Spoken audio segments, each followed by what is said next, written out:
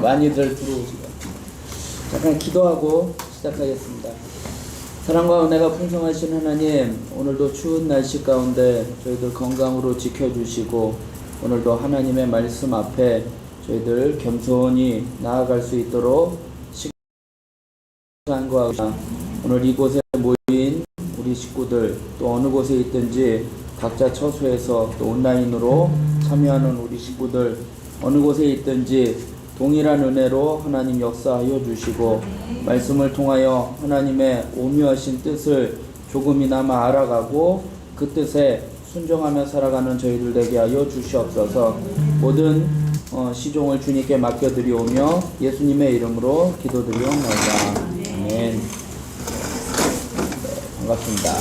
네. 날씨가 추워가지고 지금 뭐 눈이 오고 뭐 이래서 네. 오늘은 이제 단일왕국 시대인데요.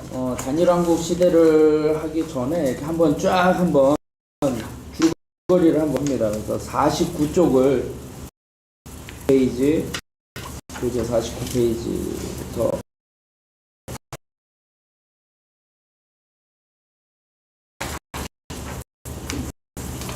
구약으로 역사적으로 이렇게 했을 때 창세기보지 10가지 시대로 이렇게 구분이 되는데 그 첫 번째 시대가 창조 시대였죠.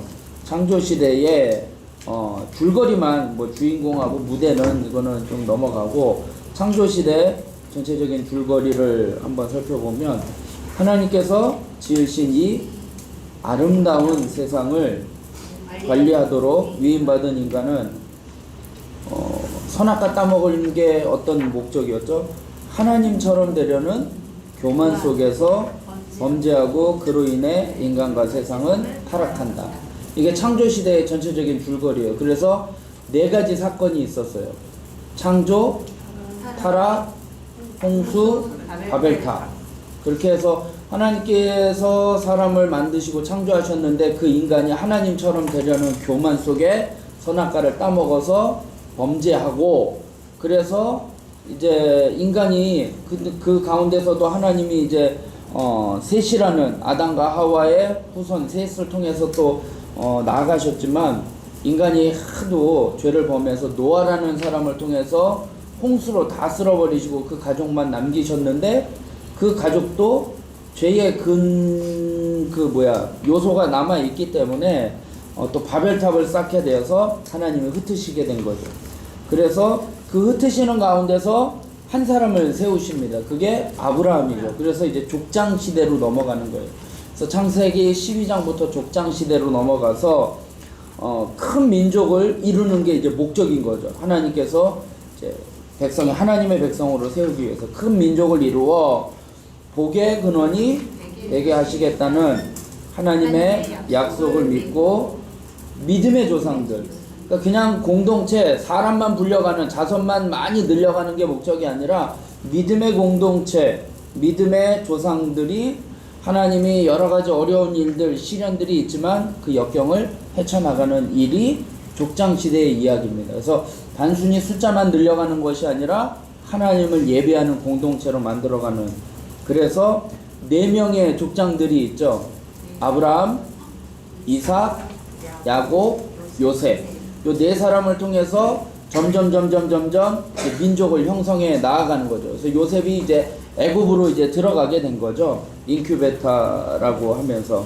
그래서 3번째 시대가 출애굽과 광야 시대입니다.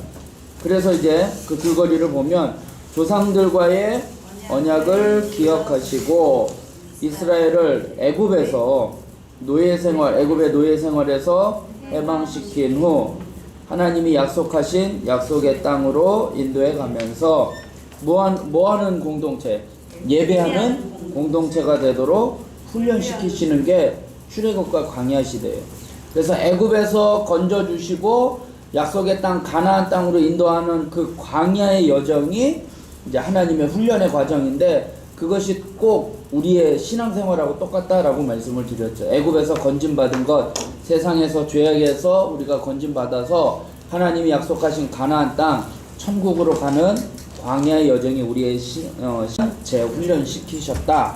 이게 출애굽과 광야 시대의 내용입니다. 이제 모세의 뒤를 이어서 여호수아가 이제 가나안 땅에 정복을 하게 되는 거죠.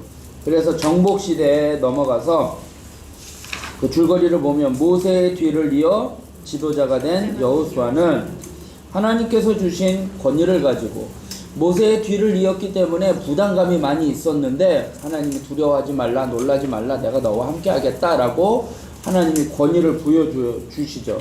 그래서 하나님께서 주신 권위를 가지고 가나안 정복을 위한 거룩한 전쟁을 수행해 나간다. 그러니까 이스라엘 백성들이 가나안 땅을 점령하는 그 전쟁들이 다 그냥 우리가 생각하는 그냥 일반적인 전쟁 모습이 아니에요. 그러니까 건너뛴 전쟁, 하나님이 개입하시는 하나님과의 영적인 싸움이었기 때문에 거룩한 전쟁이었죠. 그래서 네 가지 사건이 뭐냐? 처음에 어디를 점령하죠? 여리고 점령. 두 번째는 아이성에서 아간이 범죄했기 때문에 아이성에서 실패하는 사건이 나오죠. 아이성 사건. 그리고 난 다음에 이제 가나안 땅을 어떻게 해요? 정복을 하죠. 그래서 가운데, 아래, 위 이런 식으로 가나안 땅을 전역을 정복을 합니다. 그리고 난 다음에 어떻게 해요? 12지파에게 다 분배를 해주죠. 제비 뽑아서. 그래서 기업 분배. 이게 가나안 정복 시대의 내용입니다.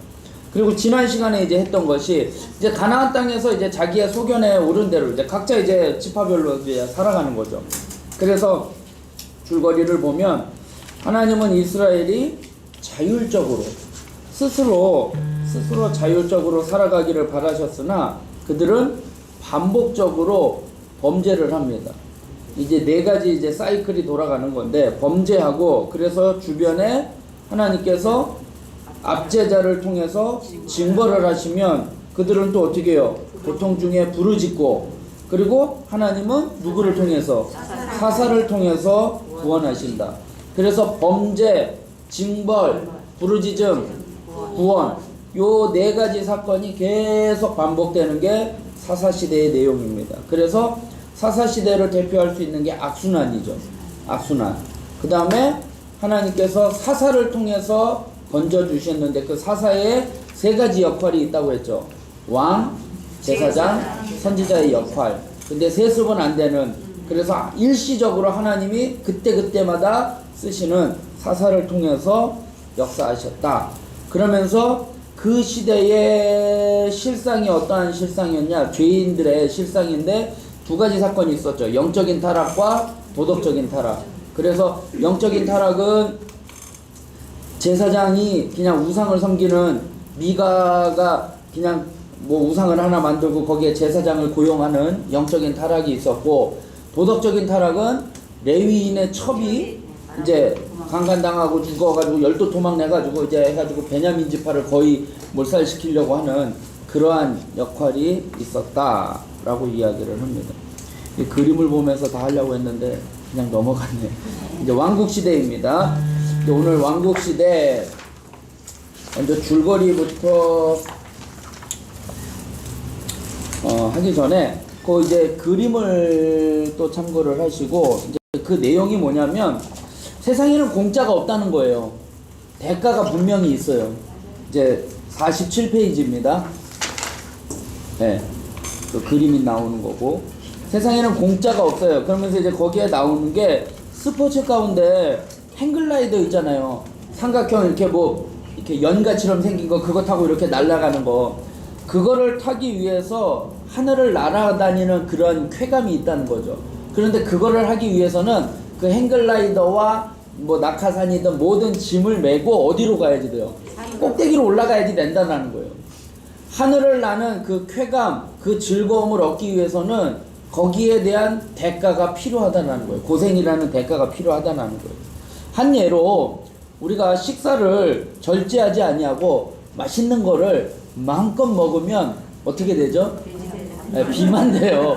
비만이나 성인병이라는 대가를 지불을 하게 된다는 거예요. 그래서 한 예로 그런 얘기가 있어요.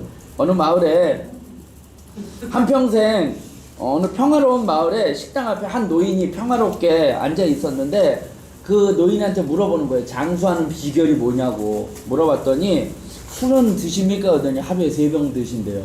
그리고 담배는 하루에 4갑이래요. 그러니까 어떻게 이렇게 장수할 수 있습니까? 라고 얘기했더니 그 사람이 버럭 화를 내면서 내 나이 40인데 뭔 장수냐고. 그러니까 그만큼 늙은 거죠. 대가를 지불하게 된다라는 거예요.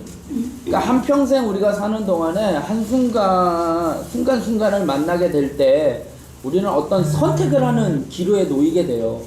그렇잖아요. 오늘도 어떻게 할 것인가, 어떤 일을 할 것인가, 그거를 뭘 먼저 할 건지 그 선택을 하는 기로에 놓일 때 하나를 선택을 하게 되면 다른 하나는 어떻게 해요?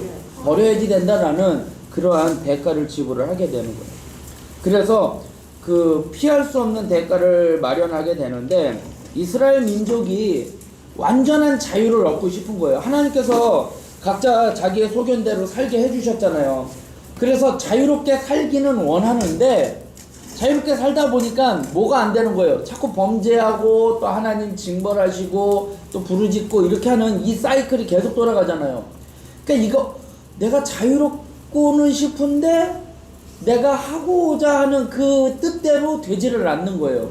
그러다 보니까 절제가 안 되고 엉망이 되니까 누군가가 좀 그거를 좀 통제해 줬으면 좋겠다라는 거예요.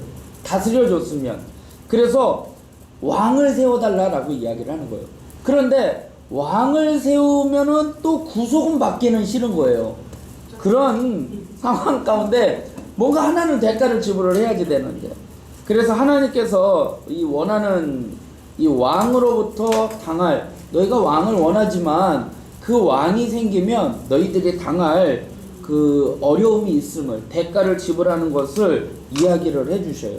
그럼에도 불구하고 막무가내로 왕을 달라고 요구를 합니다. 왜냐하면 자유롭게 살고는 싶은데 또 자유롭게 살 수는 없으니까 누군가가 좀 통제해주고 하는데 또 그것도 마음에 안 드는 거죠. 우리가 성경을 한번 찾아보면 사무엘상 8장을 한번 찾아볼게요. 오늘 사무엘상만 이제 좀 살펴볼 텐데 11절부터 8장 11절부터 보면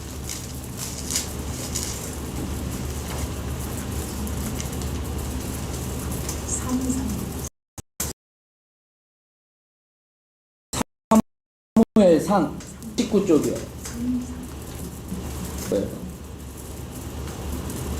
419쪽 8장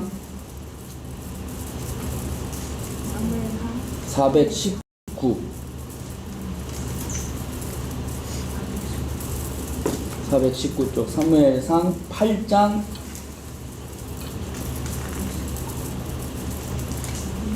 11절.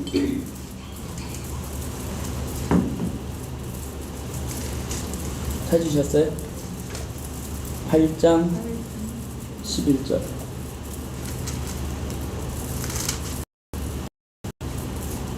이르되 너희를 다스릴 왕의 제도는 이러하니라. 이제 왕의 제도에 대해서 이야기해요. 그가 너희 아들들을 데려다가 그의 병거와 말을 어거하게 하리니.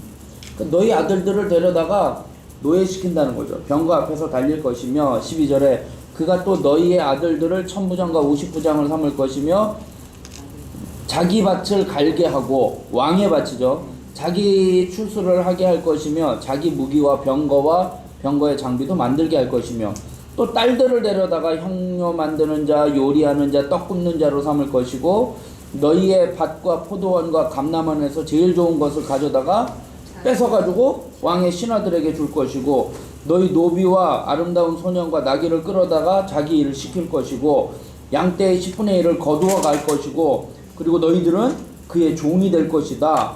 그래서 너희가 택한 왕으로 말미암아 부르짖되 그날에 여호와께서 너희에게 응답하지 아니하시리라. 왕을 세우면 이런 일이 벌어날 것이다 라고 이야기를 하지만, 그래도 우리에게 왕을 달라. 왜냐면은 그 땅에 살면서 보니까 주변에 나라들은 다 왕이 있어서 전쟁을 이끌어가고 뭐 하니까 뭔가 보기가 좋은 거예요. 그러나 우리에게 왕이 여호수아 모세에 갔는데 가나안 땅으로 살다 보니까 일이 잘 되는 것 같지가 않은 거죠. 그러니까 우리도 왕을 달라라는 거죠. 그래서 하나님은 할 수 없이 허락을 하십니다. 그래서 사무엘상 그 8장 7절에 보면 여호와께서 사무엘에게 이르시되 백성이 내게 한 말을 다 들으라. 이는 그들이 너를 버림이 아니요 누구를 버린 거래요? 하나님을 버려서 자기들의 왕이 되지 못하게 합니다. 그러니까 이스라엘 백성들에게는 이미 왕은 있었어요. 하나님이 다스리시는 거잖아요.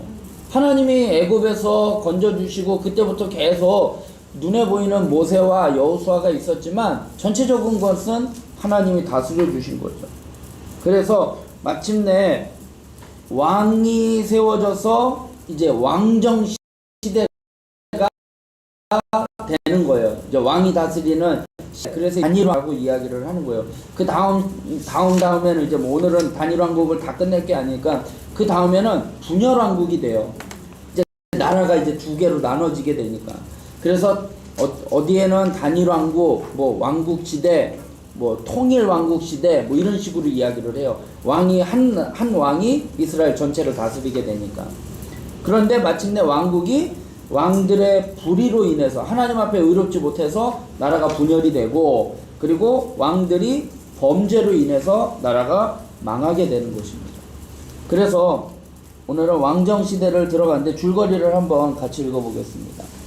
하나님의 마지못한 허락하에 주변 국가처럼 이스라엘도 왕정체제로 넘어갔는데 하나님의 마음에 합한 왕 다윗에 의해 국가가 번성하나 솔로몬의 우상 숭배로 분열의 위기에 봉착한다. 네. 그래서 단일왕국 시대에 3명의 왕이 있어요. 3명의 왕이 있는데 사울왕, 다윗왕, 솔로몬왕, 요 3명의 왕인데 오늘은 사울왕을 이제 살펴보려고 합니다. 그런데 사울왕을 살펴보기 전에 지난번에 이제 사사 시대에 대해서 이야기를 했잖아요. 그러면서 사사기에 나온 사사는 12명이고 사무엘상에 넘어와서 거기에 사사가 2명이 더 있었다라고 이야기를 했어요. 엘리 제사장하고 사무엘이라는 제사장이 있습니다. 그래서 이 사사 두 사람에 대해서 조금 더 살펴보고 오늘은 사울 왕까지만 좀 살펴보려고 합니다. 13번째 사사가 엘리인데 이제 사무엘상 1장부터 이제 차례대로 이제 살펴보려고 합니다. 이 엘리는 네 들어오셔요. 이제 시작이에요. 이제 시작. 아니 유튜브로 보면서 왔습니다. 감사합니다.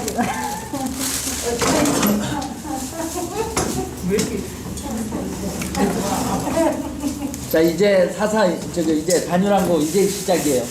지금까지 줄거리였었고. 네.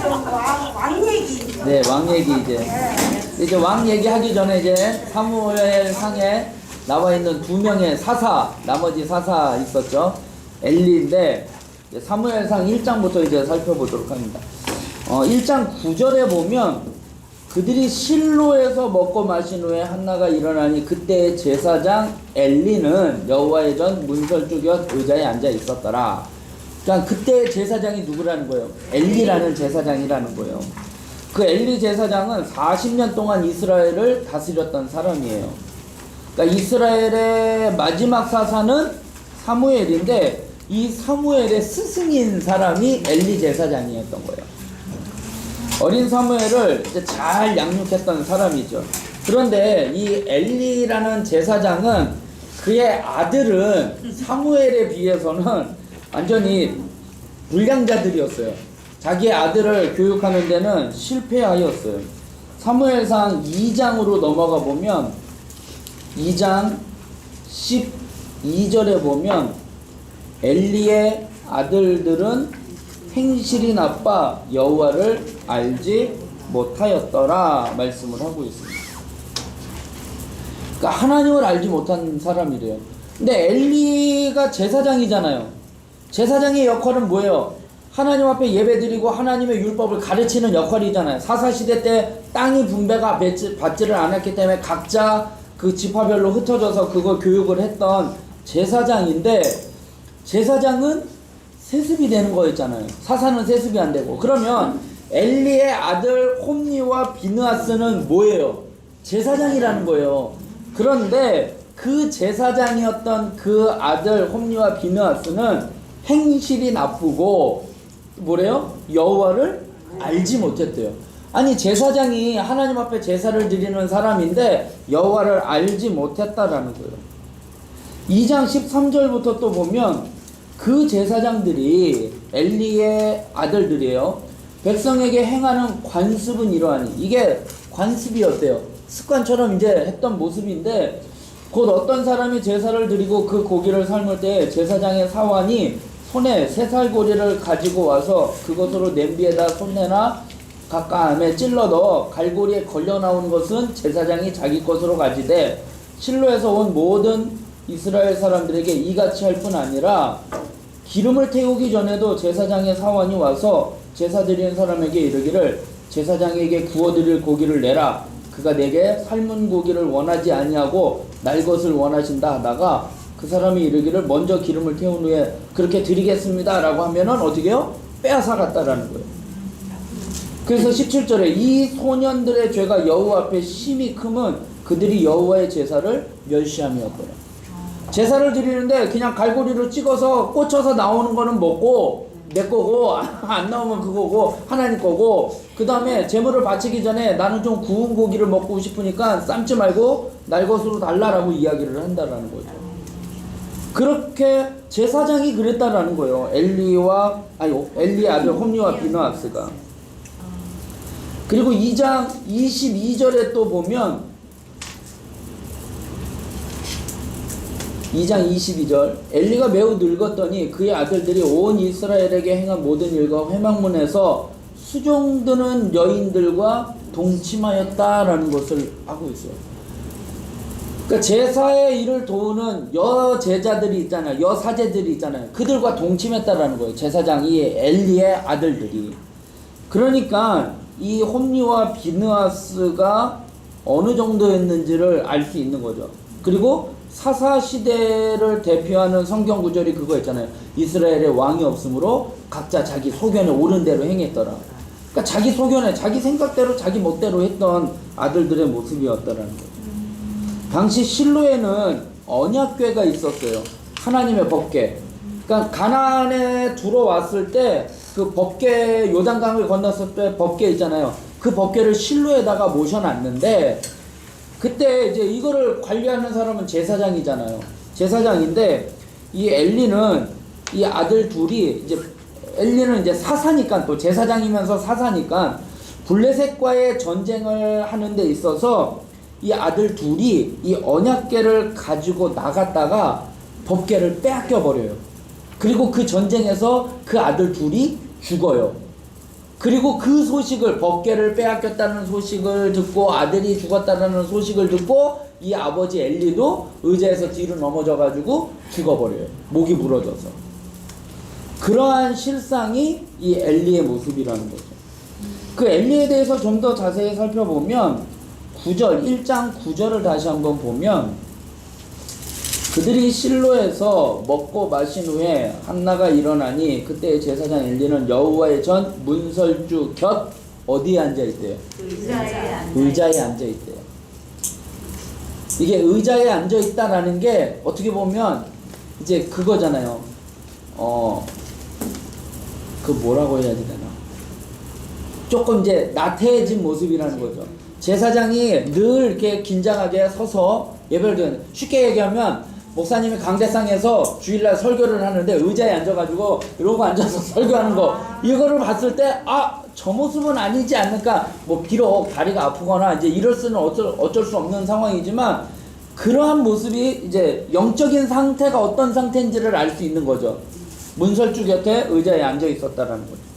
그 다음에 12절에 보면 이제 한나가, 사무엘의 엄마 한나가 기도하러 왔잖아요. 기도하러 오는데 12절에 그가 여호와 앞에 오래 기도하는 동안에 엘리가 뭐 했대요? 그의 입을 주목한즉 13절에 한나가 속으로 말하되 입술만 움직이고 음성을 들리지 않으므로 엘리는 그가 취한 줄로 생각한즉. 아니 엘리는 한나는 기도하고 있는데 엘리는 뭐 하고 있는 거예요? 기도 안 하고 기도하는 거 쳐다보고 있고, 그 다음에 그 여자는 막 하나님 앞에 자기의 호소를 하고 있는데 저 여자가 미쳤구나, 술 취했구나 라고 판단하고 있다는 거죠. 그러니까 분별력이 없는 거예요, 제사장이. 그 다음에 아까 2장 12절에 보면 엘리의 아들들은 행실이 나빠 여호와를 알지 못하더라. 아니 제사장이었던 아들들인데 여호와를 알지 못했다라는 거는 뭐예요? 그 부모가 자녀에게 본이 되지 못한 거고 교육을 하지 않았다라는 거죠. 지식적으로는 알고는 있었을지는 몰라요. 제사장을 하는 일이 그 하나님 앞에 제사 드리는 거니까 정작 하나님을 바로 알지 못하는 거죠. 쉬운 성경에는 여기에는 여호와를 알지 못하였더라 라고 이야기하고 있지만 쉬운 성경 번역에는 뭐라고 이야기하느냐, 하나님을 두려워할 줄 몰랐다라고 표현을 하고 있어요. 그러니까 하나님을 경외하지 못하고 하나님 무서운 줄을 몰랐다는 거죠. 그리고 17절에 2장 17절에는 여호와의 제사를 어떻게 했대요? 멸시하였더라 라고 말씀을 하고 있어요. 그런데 이 엘리를 또 보면 2장 22절에부터 24절을 보면 엘리가 매우 뭐 했대요? 늙었더니, 이게 단순히 나이만 늙은 게 아니라 영적인 상태가 어떠한 상태인지를 표현하는 단어일 수도 있는 거죠. 그런데 늙었더니 그의 아들들이 온 이스라엘에게 행한 모든 일과 순종된 여디가 동침하여 듣고 그들에게 이르되 너희가 어찌하여 이런 일을 하느냐, 내가 너희 악행을 이 모든 백성에게 듣노라. 내 아들아 그리하지 말라. 내게 들리는 소문이 좋지 아니하니라. 너희가 여호와의 백성으로 범죄하게 하는도다. 아버지가 이야기하는데 깔끔하게 충고하는 것 같아요? 아니면 어떻게 하는 것 같아요? 그냥 얘기하는 것 같죠? 자, 다시 한번 보세요. 아들들의 행실에 대해서 어떻게 한 거예요? 들었대요. 본인이 그거를 감지하고 발견해야 할 제사장인 아버지가 그거를 본인이 들은 게, 본인이 발견한 게 아니라 사람들로 하여 23절을 보니까 내가 너희의 악행을 이 모든 백성에게 듣노라. 들었다라는 거예요. 그러니까 소문으로 듣는 거는 이미 이 일은 벌어진 거잖아요. 그러니까 늦게 발견을 한 거예요. 감지를 못한 거죠. 그 다음에 또 뭐라고 이야기하느냐, 내 아들들아 그리하지 말라. 내게 들리는 뭐가? 소문이. 엘리는요 자식들이 잘못하는 거에 대해서 충고를 따끔하게 한 게 아니라 나에 대한, 너희들에 대한 안 좋은 소문이 나한테 오는 거가 내가 지금 마음이 답답하다라는 거예요. 쉽게 얘기하면. 그러니까 엘리 제사장은 자식들의 잘못을 따끔하게 충고해야지 되는데 그게 아니라 소문이 좋지 않다라는 거예요. 사람들의 시선을 의식하는 거예요. 하나님 앞에 잘못한 거를 따끔하게 충고해야 할 엘리가 그게 아니라 야, 사람들이 이렇게 이야기한다더라. 소문이 좋지 않으니까 너희들 그렇게 하면 안 돼 라고 이야기를 하고 있다라는 거예요. 소문에 대해서 사람을 의식하는 거예요. 소문에 민감했던 사람이 바로 엘리였다는 거예요. 그리고 25절에 보면 사람이 사람에게 범죄하면 하나님이 심판하시려니와 만일 사람이 여호와께 범죄하면 누가 그를 위하여 간구하겠느냐 하되 그들이 자기 아버지의 말을 뭐 했대요? 듣지 아니하였으니 이는 여호와께서 그들을 죽이기로 뜻한. 아버지 말을 듣지 않았던 사람이에요. 그러니까 아버지가 얼마나 그렇게 위험이 없었는지를 알 수 있는 거죠. 그래서 엘리의 두 아들은 범죄하는 타락한 제사장들이었어요. 만약에 아버지가, 아까 엘리는 나이가 늙었다고 했잖아요. 아버지가 나이가 늙어 죽으면 대제사장이었던 엘리, 제사장들이 많이 있는데 대제사장이잖아요. 그 엘리가 죽으면 그 두 아들 중에 한 사람이 대제사장이 되는 거잖아요. 그것을 하나님은 막기 위해서 어떻게 해요? 그들을 죽이기로 결정을 한 거예요.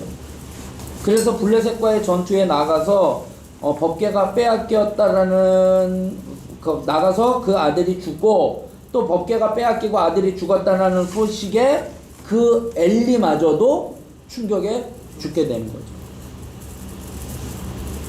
그러니까 그 시대가 어느 정도였는지를 알 수 있는 거죠.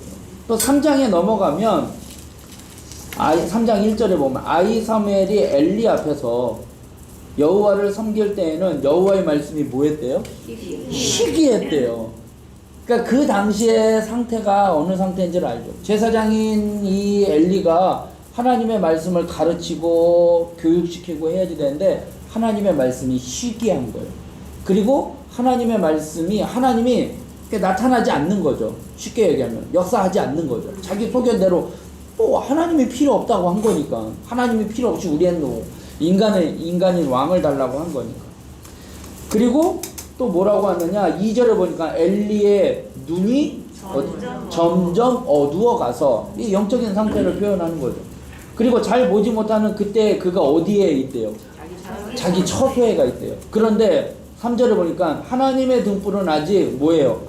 꺼지지 아니했는데 엘리는 처소에 가서 누워 있고 사무엘은 하나님의 궤에 있는 여호와의 전 안에 누워 있었다. 이게 주객이 전도된 거잖아요.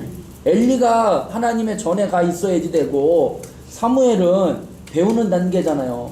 어렸을 때부터 간 거니까. 그럼 자기 처소에 가 있던데 이게 바뀌어 있다라는 거죠. 그러니까 사무엘은 하나님 앞에 그 말씀을 배우지를 못한 거예요. 스승 밑에 있었지만 그거를 배우지 못하는 거예요. 그 다음에 4장 또 13절을 한번 볼게요. 4장 13절. 그가 이럴 때는 이제 엘리의 아들 둘이 이제 죽었다라는 이제 소식을 갖고 오는 그때는 엘리가 어디에 있대요? 길려 자기의 의자에 앉아 기다리며 라고 나오고 있어요. 그러니까 지금 엘리는 계속 의자에 앉아 있었다라고 이야기를 하고 있는데 그 의자에 앉아 있었던 이유가 뭐냐? 자, 18절을 볼게요. 4장 18절. 하나님의 궤를 말할 때 뺏겼다라는 거죠. 엘리가 자기 의자에서 뒤로 넘어져 문 곁에서 목이 부러져 죽었으니 나이가 많고 뭐한 까닭이라고요? 비대한 까닭이라는 거예요.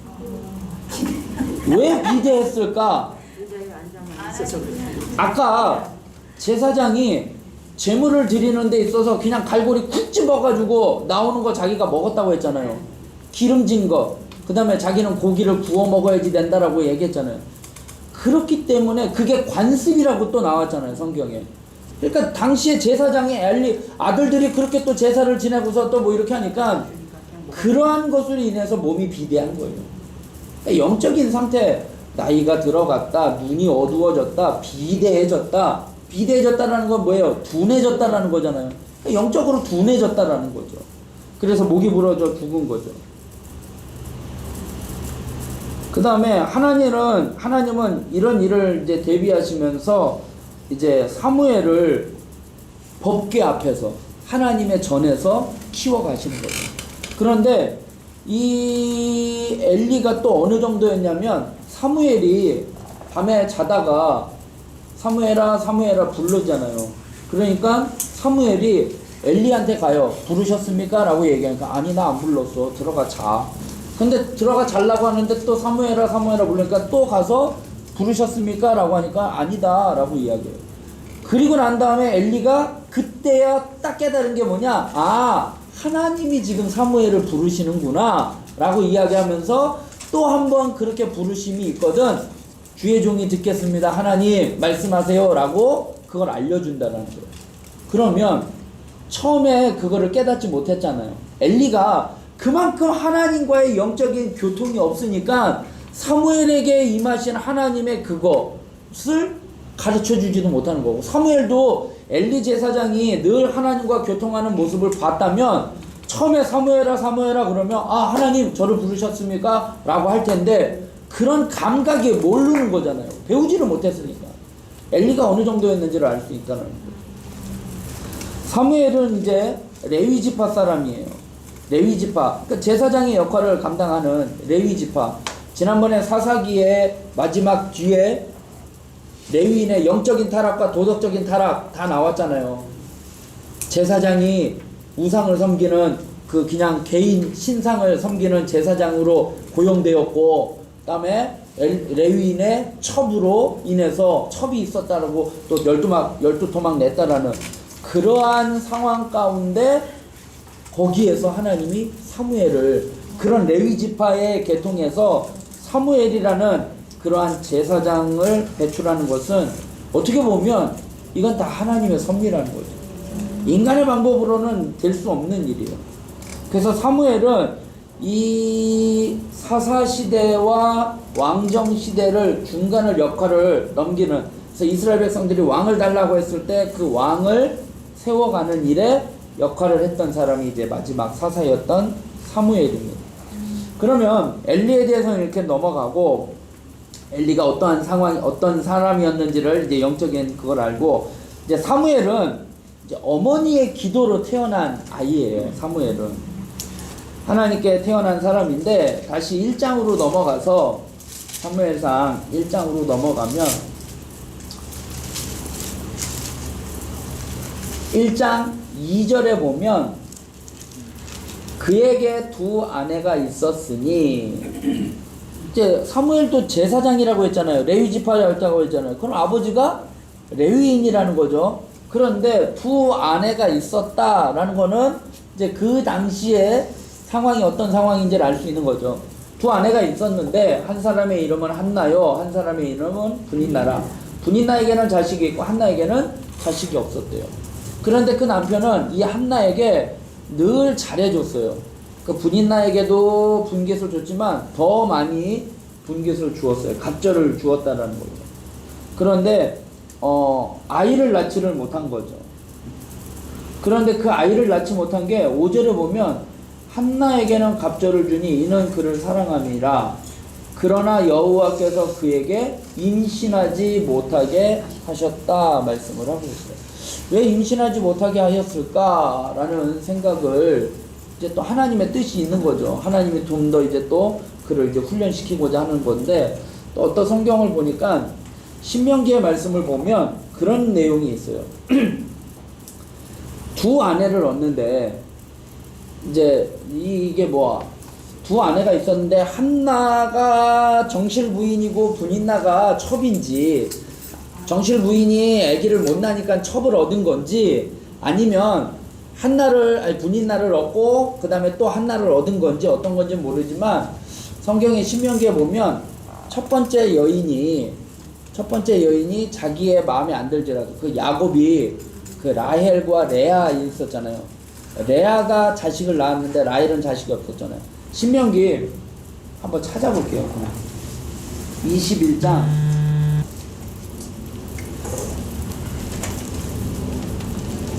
앞에 쪽에 21장이니까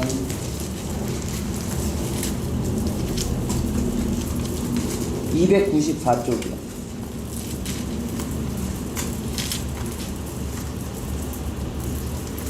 21장 294쪽 21장 15절부터 제가 볼게요. 어떤 사람이 두 아내를 두었는데 하나는 사랑을 받고 하나는 미움을 받다가, 아까 한나는 더 사랑을 받은 거죠.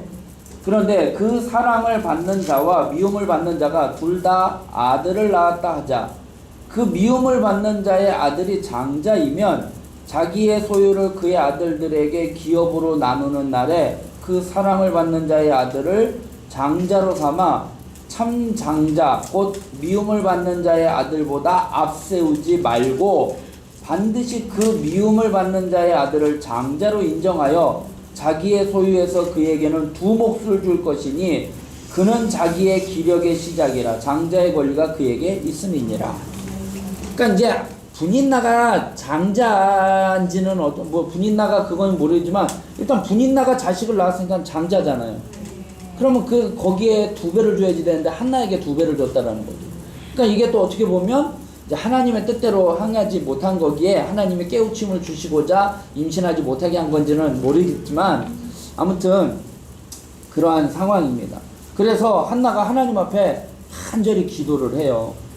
다시 사무엘상 1장 16절로 돌아오면 408쪽 사무엘상은 아예 줄을 껴놓으세요. 그래서 왔다 갔다 할 거니까 16절 당신의 여종을 악한 여자로 여기지 마옵소서. 엘리가 그렇게 봤죠. 술 취했다고. 내가 지금까지 말한 것은 나의 원통함과 격분됨이 많기 때문이니다 라고 이야기해요. 하나님 앞에 간절히 기도를 하는 거예요. 그러면서 서약을 하죠. 내가 만약에 아들을 주시면 이 아들을 하나님께 드리겠습니다 라고 이야기를 해요. 그러니까 하나님께 드리겠다라는 것은 나실인으로 드리겠다라는 거예요. 지난번에 사사시대 때 얘기한 것처럼 하나님의 사람으로 온전히 드리겠다라는 거예요. 그래서 나실인의 세 가지 조건이 뭐가 있었어요? 독주를 마시지, 독주 마시지 말고. 포도주와 독주를 마시지 말 것, 시체를 가까이 하지 말 것, 머리를 자르지 말 것. 그래서 여러분들 버스, 옛날에 버스 이렇게 타보면 어떤 여자애가 이렇게 무릎 꿇고 기도하는 거 보이셨어요? 네. 그게 사무엘이에요. 여자애가 아니고 나실인이었기 때문에 머리가 길었기 때문에 여자처럼 보인 거예요. 그 여자아이가 이렇게 무릎 꿇고 기도하는 것처럼 그게 사무엘이에요. 나실인이었기 때문에 우리는 다 이제 어떤 여자의 가장 소녀가 기도하는 것처럼 보였는데 그 사진은 그것은 나실인이었던 사무엘이었다라는 거예요. 그러니까 머리를 길렀으니까 여자처럼 보였던 거죠. 아무튼 서약을 한 거예요. 하나님의 사람으로 하겠다고 서약을 합니다. 그런데 이 한나가 이제 자식을 얻게 되잖아요. 자식을 얻게 되는데 자 18절 1장 18절에 보면 17절을 볼게요. 1장 17절 엘리가 대답하여 이르되 평안히 가라. 이스라엘의 하나님이 내가 기도하여 구한 것을 허락하시기를 원하노라 하니 이르되 당신의 여종이 당신께 은혜 있기를 원하나이다 하고 가서 먹고 얼굴에 다시는 근심빛이 없더라. 엘리 제사장이 어떤 사람인지 알죠? 영적으로 타락한 사람이고 이게 감각이 없는 사람이잖아요. 그런데 사무엘 한나는 어떻게 해요? 그 사람의 말을 그대로 믿고 순종을 하는 거예요. 그래서 19절에 보면 엘가나가 그의 아내 한나와 동침하며 여호와께서 그를 생각하신지라. 그래서 이제 자식을 주게 돼요. 그런데 자식을 주면서 이제 매년 이제 절기가 되면 성전에 예루살렘 성전에 가서 예배를 드리잖아요. 그런데 엘가나가 올라가자라고 하니까 한나가 이야기해요. 아니다. 내가 이 아이를 하나님 앞에 드리기로 작정을 했기 때문에 젖될 때까지는 내가 키우고 그때 이제 올라가서 하나님 앞에 드리겠노라 라고 이야기를 해요. 그러면서 2장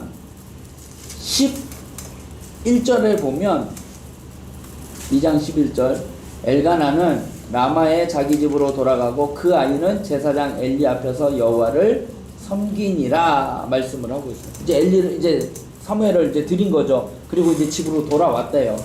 그러면서 19절을 한번 볼게요. 2장 19절 그의 어머니가 매년 드리는 제사를 드리러 매년 이제 예루살렘에 올라갈 거 아니에요. 드리러 그의 남편과 함께 올라갈 때마다 뭐 했대요? 작은 버섯을 지어다가 그에게 주었대요. 사무엘에게 어렸으니까 사무엘에게 챙겨준 거죠. 이 한나가 자 저는 이제 이 말씀을 이제 어떻게 보냐면 또 이제 올라갈 때마다 옷을 챙겨줘요. 그리고 난 다음에 20절에 보면 엘리가 엘가나와 그의 아내에게 축복하여 이르되 여호와께서 이 여인으로 말미암아 내게 뭘 준대요? 다른 후사를 주사 이가 여호와께 간구하여 얻어바친 아들을 대신하게 하시기를 원하노라 하였더니 그들이 자기 집으로 돌아가매 여호와께서 한나를 돌보시사 그로 하여금 임신하여 세 아들과 두 딸을 낳게 하셨고 아이 사무엘은 여호와 앞에서 자라니라. 이게 뭔 내용이냐면 전 이 말씀을 묵상하다 이렇게 본 거예요. 엄마가 매년마다 올라갈 때마다 그 사무엘을 챙겨주죠. 그건 엄마의 마음이에요. 그런데 그 엄마가 아이를 주시면 어떻게 하겠다고 했어요? 하나님 앞에 드리겠다라고 했죠. 그런데 저는 이 말씀을 보면서 어떻게 생각하느냐, 한나의 그 부모의 마음은 이해가 돼요. 그런데 온전히 하나님 앞에 다 맡긴 건 아니에요. 매년 올라갈 때마다 그 아이가 어느 정도 자랐으니까 챙겼다라는 거예요. 그런데 엘리가 뭐라고 얘기해요? 너에게 다른 후사를 주겠다라는 거예요. 그러면 한나가 생각한 거는 사무엘만 신경 쓰는 거잖아요. 하나님 앞에 드렸다고는 하지만 그래도 내 자식인데 그래도 옷이라도 챙겨줘야지, 뭐 해줘야지. 엘리 제사장에서 하나님 앞에서 거기서 자라나야 아이를 자기가 챙기고 있는 거예요. 그런데 다른 후사를 줘서 다른 자식이 나니까 그 아이는 어디에서, 거기 뭐라고 나와요? 아이 사무엘은 여호와 앞에서 자라니라. 이제 한나가 마음을 어떻게 해요? 내려놓게 된 거예요. 이해가 되시죠? 그러니까 말씀을 그렇게 묵상을, 저는 이제 말씀 묵상하다 이제 그렇게 이제 보게 된 건데, 우리가 하나님 앞에 맡긴다고는 하지만, 하나님 내가 이거 하나님 앞에 드리겠습니다, 하나님 앞에 하겠습니다 라고는 하지만 이 미련이라는 게 남아있는지 이런 게 아직 있다라는 거예요. 이게 정말 아이를 젖댄다라는 거는 몇 살 때 떼겠어요? 그 당시에는 뭐 그래도 30살. 그렇죠. 서너 살이잖아요. 그럼 한참 귀여울 때우잖아요. 아장아장 걸어 다니고 막 이제 엄마 뭐 막 가장 귀여울 때 하나님 앞에. 그런데 그 마음도 대단하지만, 하나님 앞에 드리겠다라고 하는 그 마음도 대단하지만, 이게 매년 가니까 엘리 제사장은 그래도 그때 하나님이 쓰신 사람이에요. 엘리 제사장도 사사예요. 비록 아들들이 불량자고 자기도 영적인 감각이 떨어졌던 사람이지만 그래도 한나한테 하나님이 내 기도 들어주실 거야. 그리고 또 너에게 다른 후사를 주샤 여호와께서 강구하여도만 그러니까 너가 얻어바친 아들을 대신하게 하시기를 원하노라. 너 오지마. 이제 얘는 하나님의 거니까 하나님 앞에 맡겨라는 거잖아. 그래서 다른 후사를 주게 되었다라는 거예요. 그래서 사무엘은 어려서부터 이제 자라게 되는 거예요. 성전에서 자라게 되는데 하나님이 그와 함께 하시기를 어떻게 하느냐. 3장 19절에 보면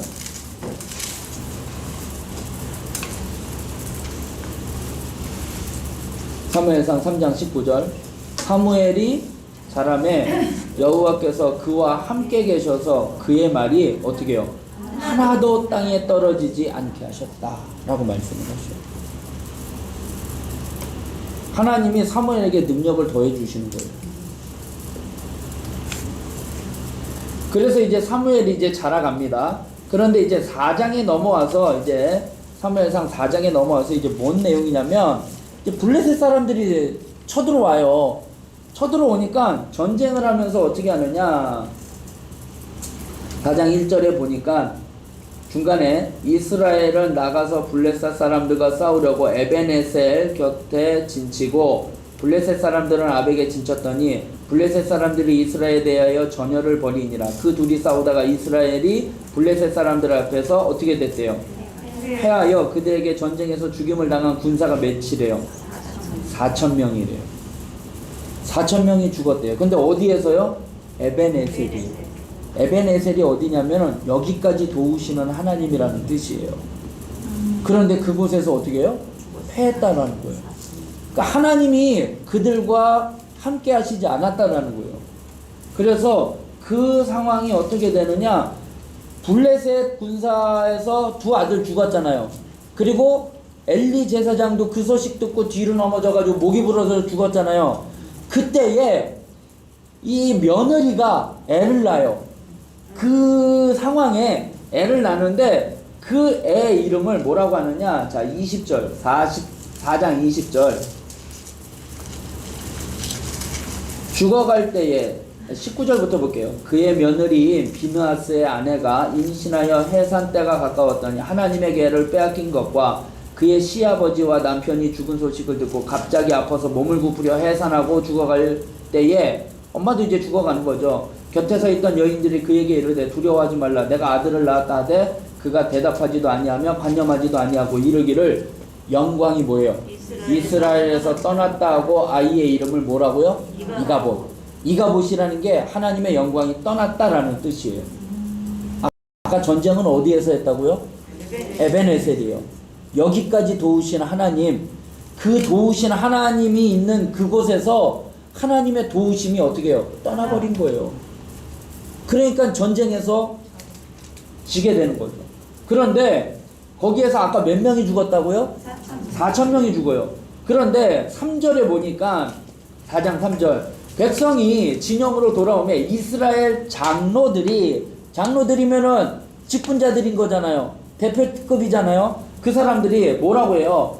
이르되 여호와께서 어찌하여 우리에게 오늘 블레셋 사람들에게 패하게 하셨는고 여호와의 언약궤를 실로에서 우리에게로 가져다가 우리 중에 있게 하여 그것으로 우리를 우리 원수의 손에서 구원하게 하자 하니 뭐예요? 다시 전쟁 나갈 때 하나님의 법궤를 가지고 나가자라는 거예요. 이스라엘 백성들이 법궤를 앞에 나갈 때 요단강이 갈라졌잖아요.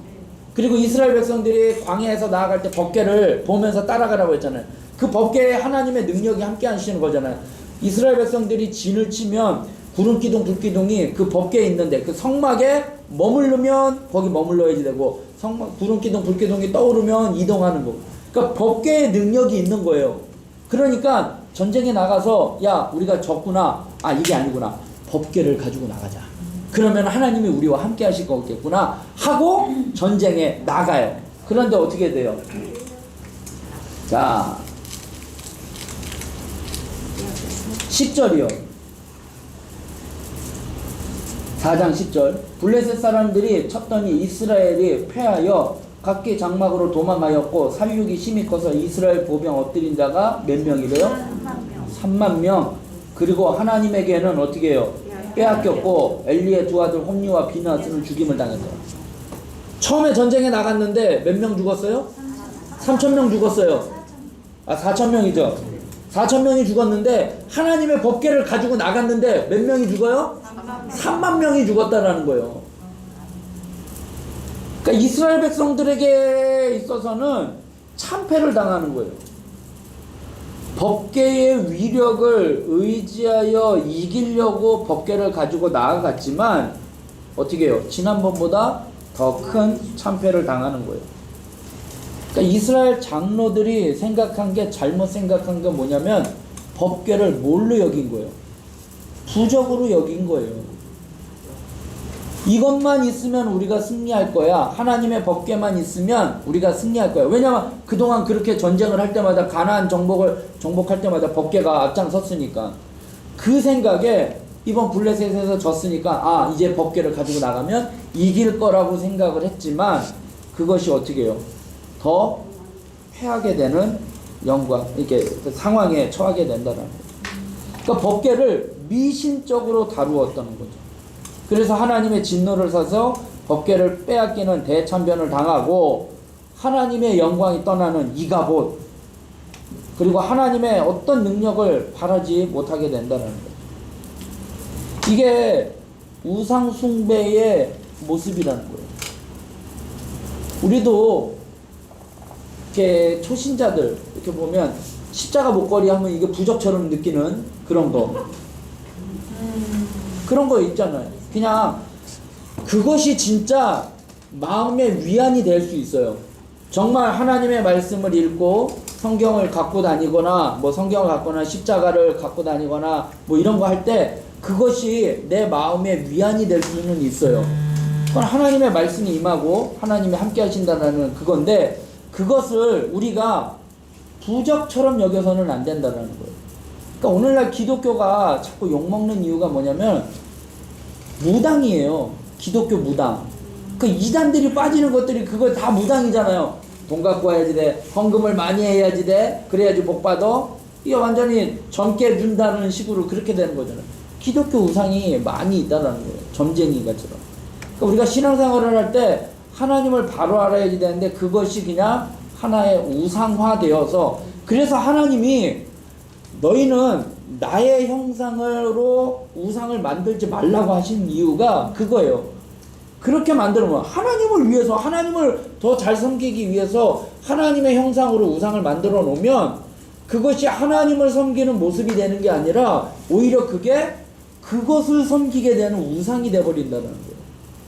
그래서 제가 전에 한번 말씀드렸잖아요. 그 불교는 정말 신앙생활하기 참 좋은 게 보고 싶을 때 가면 볼 수 있잖아요. 절에 가면은 불상이 딱 앉아 있으니까 보고 싶을 때 가서 보고, 그리고 가서 이야기하고, 그 다음에 빠이빠이 하면 세상에 내려와서는 내 맘대로 해도 되잖아요. 왜? 안 보니까, 안 보이니까. 근데 하나님은 어떻게 해요? 보고 싶을 때 가면 보여요, 안 보여요? 안 보여요. 근데 또 하나님은 어디에나 계신다고 하니까 내가 마음대로 내 멋대로 살 수가 없는 거죠. 다 지켜보고 계시니까. 그러니까 우상이라는 게 그런 유혹이 있고, 우상이 그렇게 인간들을 타락하게 만든다는 거예요. 그래서 이 법궤가 빼앗기게 되잖아요. 그래서 그림을 보시면, 자, 아까 법궤는 실로에 있었다고 했어요.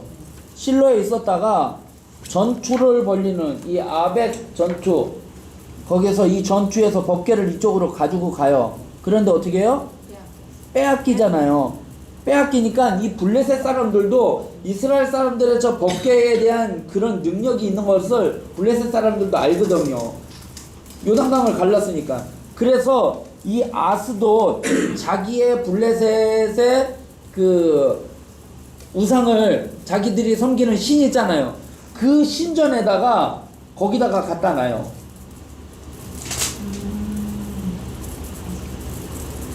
자, 5장으로 넘어가 볼게요.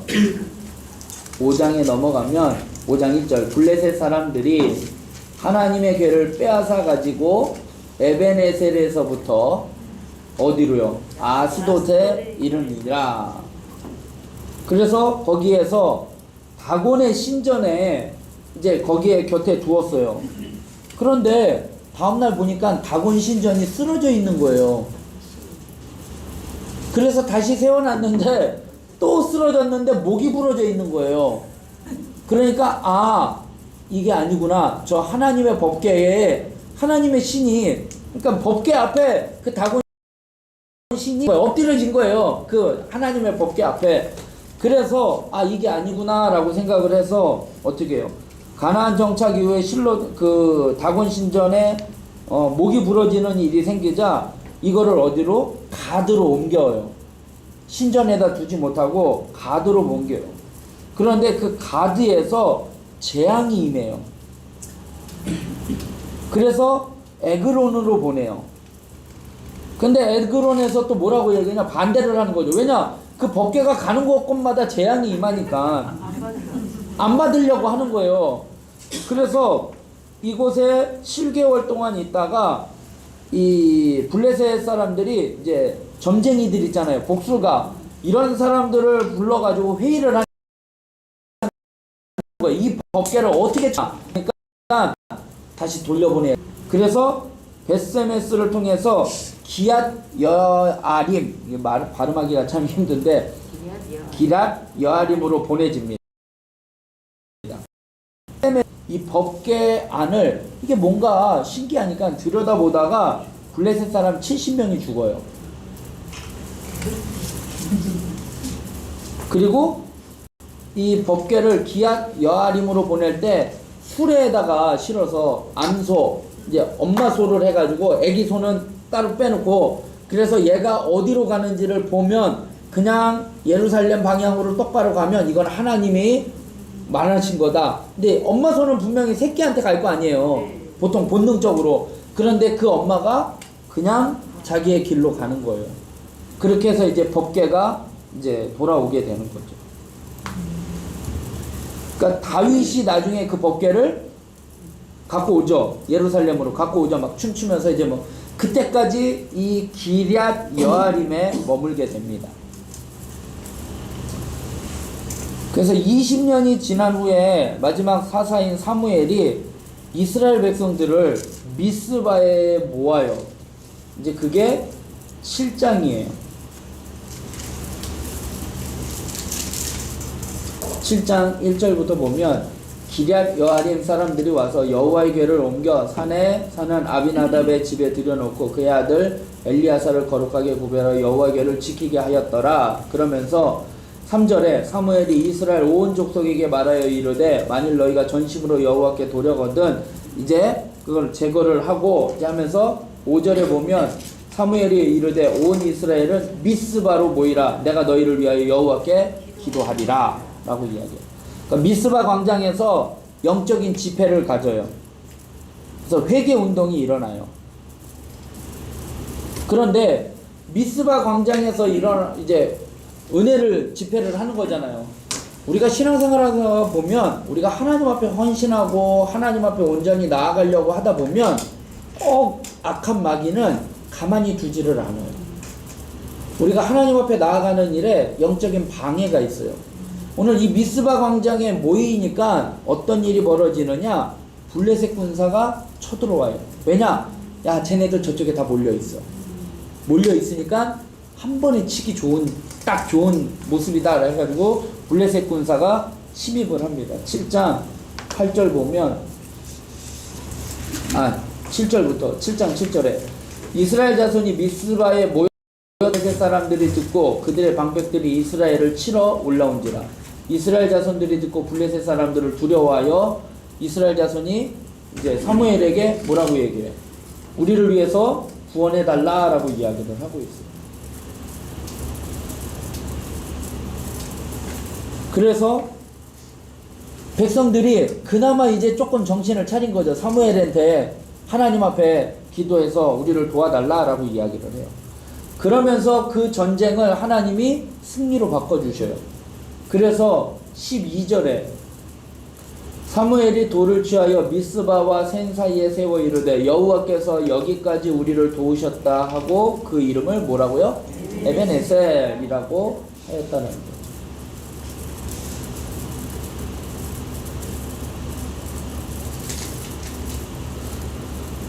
그러면서 사무엘이 이 블레셋 군대를 쫓아내게 됩니다. 그런데 이스라엘 백성들이 사무엘에게 왕을 요구를 해요. 우리에게 왕을 달라. 근데 왜 그렇게 되느냐? 8장 1절에 보면 사무엘이 늙음에 이제 늙었죠. 이제 뭐 늙으니까.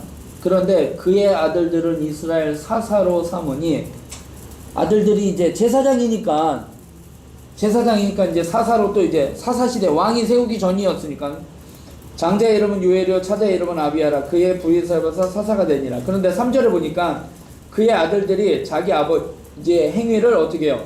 따르지 아니하고 이익을 따라 뇌물을 받고 판결을 굽게 하니라. 엘리 제사장의 아들하고 똑같은 거예요. 이 사무엘도 아들들이 그렇게 돼요. 그러다 보니까 백성들이 생각할 때 사무엘은 흠이 없는 거예요. 사무엘이 흠이 없는데 사무엘이 죽으면 그의 아들들이 또 그렇게 되니까 근데 불량자들이잖아요. 그러니까 이스라엘 백성들이 생각한 게 뭐냐? 우리에게 왕을 세워달라라는 거예요. 5절에 보면 그에게 이르되 보소서 당신은 늙고 당신의 아들들은 당신의 행위를 따르지 아니하니 모든 나라와 같이 우리에게 왕을 세워 우리를 다스리게 하소서 한지라. 우리에게 왕을 줘 우리를 다스리게 하라 했을 때에 사무엘이 그것을 기뻐하지 아니하며 여호와께 기도했다는 거죠. 기뻐하지 아니하는 거죠. 그러면서 하나님이 뭐라고 얘기해요? 7절에 여호와께서 사무엘에게 이를 때 백성이 내게 한 말을 다 들으라. 이는 그들이 너를 버림이 아니오 너 때문에 그런 게 아니야. 나를 버려 자기들의 왕이 되지 못하게 함이니라 라고 이야기해요. 그러면서 왕으로서 왕을 세우면 어떻게 할 건지 그것에 대해서 설명을 하는 게 10절이에요. 10절부터 사무엘이 왕을 요구하는 백성들에게 여호와의 모든 말씀을 말하여 이르되 너희는 왕의 제도는 이러하니라. 그가 아들들을 데려다가 아까 이렇게 될 것이다 라고 얘기했었잖아요. 그렇게 이야기를 함에도 불구하고 왕으로 세우게 됩니다. 사무엘은 마지막 사사예요. 그래서 왕정체제로 넘어가는 과도기를 잘 마무리하고 명예롭게 은퇴하여 나중에 고향으로 돌아가서 선지자 학교를 운영하면서 지도자를 양성하는 그러한 사람으로 잘 마무리됐던 사람은 사무엘입니다. 그래서 이제 왕을 세워달라고 하는데 이스라엘 백성들이 이제 보니까 외부적으로는 지금 블레셋 군사들이 이제 새롭게 이제 주변의 이웃 가운데 새롭게 등장한 민족이 블레셋인 거예요. 계속 지금 그 민족과 싸우게 되는 거예요. 그리고 자신의 또 암문 족속이 위협에서 있다 보니까 국가적인 안보가 불안한 거예요. 는 사무엘의 아들들이 대를 이어갈 수 있는 상황이 아닌 거고, 그래서 주변 나라들처럼 왕을 달라고 하는 거예요. 이스라엘 백성들은 하나님이 선택한 백성입니다. 하나님의 특별하신 선택에 의해 언약의 관계로 맺어진 백성이에요. 그래서 하나님과 우리와의 관계 가운데 진정 우리를 다스리고 우리를 인도해 주실 왕은 하나님밖에 없다는 거예요. 이스라엘 백성들이 애굽에서 나와서 가나안 땅으로 가는 여정 가운데 하나님은 늘 왕으로서 함께 하셨어요. 아말렉과의 싸울 때 모세가 손을 들면 이기고 손을 내리면 지고, 이게 여호수아가 잘 싸운 게 아니었잖아요. 하나님이 싸우신 거잖아요. 그리고 여리고성 점령하는 것도 하루에 한 바퀴씩 돌고 싸운 거였잖아요. 그러니까 그것도 하나님의 방법이었잖아요. 기드온의 300명 용사도 어떻게 하면 숫자를 줄일까 해가지고 줄여가지고 나가서 싸운 전쟁이었잖아요. 하나님은 우리의 삶을 책임져 주시는 분이에요. 그리고 우리를 풍족하게 해주시는 왕이시라는 거예요. 그런데 이스라엘 백성들이 그것을 깨닫지 못하는 거죠. 그냥 눈에 보이는 왕을 요구하는 거죠. 가시적인 것에 의존하는 신앙이라는 거예요. 그러니까 우리가 신앙이 꼭 그럴 때가 있는 거예요. 하나님 기도하면 뭔가 응답을 받는 것도 뭔가 눈에 들여져야지 되고 뭔가 손에 쥐어져야지 된다라고 생각을 하지만, 하나님의 응답은 다양하잖아요. 예스 하고 줄 때도 있고 아니야 안 줄 때도 있고 다른 방법으로 줄 때도 있는 거예요. 그런 것처럼 눈에 보이지는 않지만 하나님이 우리의 왕이시고 주인이라는 사실을 우리는 알고 있어야지 되는 거죠. 그래서 신명기 17장을 한번 또 찾아볼게요. 신명기 17장.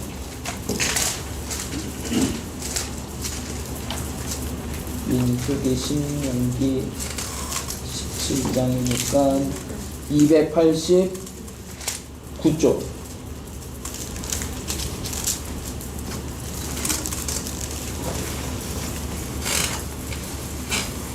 신명기 17장 14절부터인데요. 289쪽. 14절부터 보면, 내가 내 하나님 여호와께서 내게 주시는 땅에 이르러 그 땅을 차지하고, 이거 모세 때예요. 아직 왕이 없을 때인데 모세가 이야기하는 거예요. 그 땅을 차지하고 가나안 땅에 들어가서 너희가 땅을 차지하고 거주할 때에 만일 우리도 우리 주위의 모든 민족들과 같이 우리의 왕을 세워야겠다는 생각이 나거든 반드시 내 하나님 여호와께서 택하신 자를 내 위에 왕으로 세울 것이며, 너희들이 함부로 세우지 말고 하나님이 택하신 자를 왕으로 세우라는 거예요. 그리고 내 형제 중에서 한 사람을 할 것이요, 내 형제 아닌 타국인 이방인을 왕으로 세우지 말라라는 거예요. 그러면서 16절에 병마를 많이 두지 말 것이요, 병마를 많이 두지 말 것이고 병마를 많이 얻으려고 그 백성을 어디로? 애굽으로 돌아가요. 그러니까 이방 나라들과 협상을 하면서 거기에서 재물을 얻고 그 군사력을 늘리려고 하지 말라라는 거예요. 그러면서 17절에 그에게 아내를 많이 두어 그의 마음이 미혹되지 말게 하고 은금을 많이 갖지 말라라는 거예요. 그러면서 18절부터 중요한 거예요. 그가 왕위에 오르거든 이 율법서의 등사본을 레위 사람 제사장 앞에 책에 기록하여 평생에 어떻게 하래요? 자기 옆에 두고 읽고 여호와의 경외하기를 배우고 그리고 그 규례를 어떻게 해요? 지켜 행하라는 거예요. 왕이 너희들이 정말 왕을 세울지라도 그 왕은 하나님의 말씀을 읽고 듣고 배우고 그 말씀대로 지켜서 행하라. 진짜 왕이 누군지를 아는 거잖아요. 그렇게 살 것을 이야기를 하는 거예요. 그럼에도 불구하고 이제 왕을 이제 요구를 해서 하나님은 결국 왕을 세워주십니다. 그래서 이스라엘의 왕정 체제로 넘어가는데 부정적인 견해는 뭐예요? 아까 너희가 사무엘을 버리는 게 아니라 나를 버렸다라고 이야기를 하는 거죠. 나를 버려 자기들의 왕이 되지 못하게 하는. 그러니까 왕정 체제가 좋은 것 같지만 어리게 되는 이야기가 된다는 거예요. 그 다음에 긍정적인 견해도 있어요. 이 왕정 체제로 바뀌는 거가 그게 아니라 하나님이 주도적으로 왕을 세워요. 그죠? 사무엘 세워서 사울이라는 왕을 세우고 다윗이라는 왕을 세우는 것처럼 결국 하나님이 왕정을 허락하셨지만 그 왕을 인간들이 임의로 세우는 것이 아니라 하나님이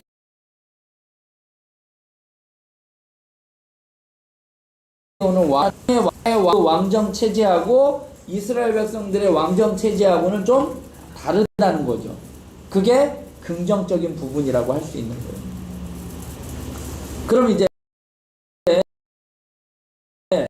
하나가 사울 왕을 이제 세워요. 사울 왕을 세우는데 세 가지 단계를 거쳐서 세워. 이제 사무엘상으로 다시 넘어가면 10장부터 이제 내용이 나와요. 어떤 내용이냐면 사울이 아버지의 나귀가 길을 잃어버려가지고 그 나귀 찾으러 갔다가 이제 사무엘을 만나서 이제 기름 부음을 받게 되는데 왕을 세울 때 세 가지 단계를 걸쳐요. 기름을 부으고 그 다음에 왕의 선출식을 하고 그 다음에 그것을 검증하려고 나가서 전쟁을 지휘하는 모습을 보면서 이제 왕을 세우는데 사울이 왕이 된 이유가 뭐냐면 외모가 뛰어났어요. 준수한 용모예요. 그래서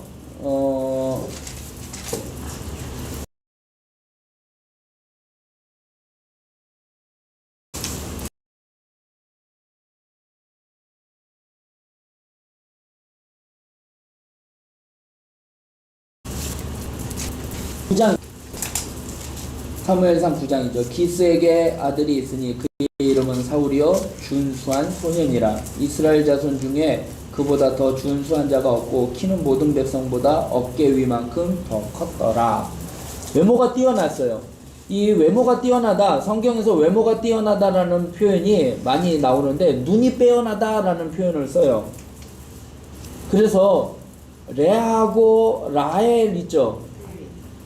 야곱이 자기가 좋아했던 여인이 누구였죠? 라헬이었죠. 근데 레아는 안목이 눈이 나빴다라고 이야기 나와요. 그러니까 빼어나지 못했다라는 표현이에요. 그러니까 외모가 뛰어나다라는 거는 눈이 빼어나다라는 표현을 쓰고 있어요. 그런데 레아는 안목이 좋지 못했다라고 이야기를 하는 거 보면 외모가 뛰어나지 못했다는 거예요. 그 다음에 외모로 또 기준이 뭐냐면 머리카락이에요. 머리카락이 풍성한. 그래서 다윗의 아들 압살롬 있죠. 압살롬이 정말 그 시대의 미남이었던 거예요. 그런데 그가 그 머리카락이 풍성한 게 그 미의 기준이었거든요. 근데 그가 그것에 교만해서 어떻게 죽어요? 말 타고 가다가 나뭇가지에 머리카락이 걸려가지고 대롱대롱 매달렸다가 창에 맞아 죽을 거예요. 그러니까 자신의 외모 이거에 대한, 그 다음에 키가 크다, 준수하다. 사울은 머리가 하나가 더 컸다라고 이야기를 하고 있죠. 준수하다. 모세가 태어났을 때 준수했다라고 이야기를 해요. 만약에 준수하지 않았으면 모세는 죽었을 수도 있어요. 그렇잖아요. 엄마가 아기를 딱 낳는데 딱 보니까 너무 이쁘니까, 아니 엄마는 그렇게 하잖아요. 근데 이제 바로의 공주가 이 바구니에 와가지고 뚜껑을 딱 열어봤는데 준수했잖아요. 애가 멋있으니까 딱 건졌지. 만약에 아니었으면 다시 덮어.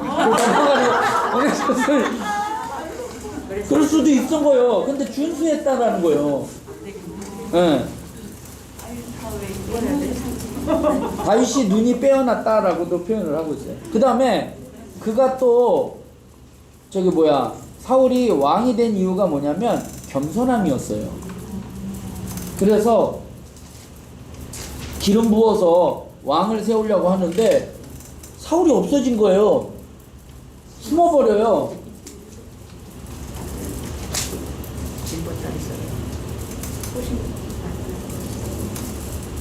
그게 어디냐?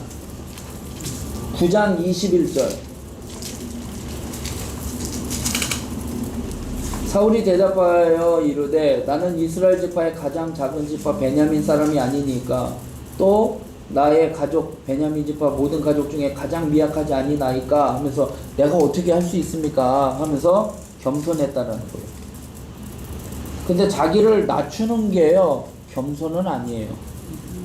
우리가 잘 알아야지 되는데 자기를 낮추는 거는 겸손이 아니고 진짜 겸손은 순종하는 게 겸손이에요. 그래서 하나님이 세우셨음에도 불구하고 아 저는 못해요 이렇게 하는 경우 있잖아요. 그러니까 모세가 그랬잖아요. 하나님. 그래서 이 겸손이 잘못되면 열등감으로 빠지게 돼요. 시기하게 되고 그래서 월권을 하게 되는 거죠. 그래서 사울이 하나님께 버림받은 이유가 뭐냐면 제사장의 영역을 침범을 해요.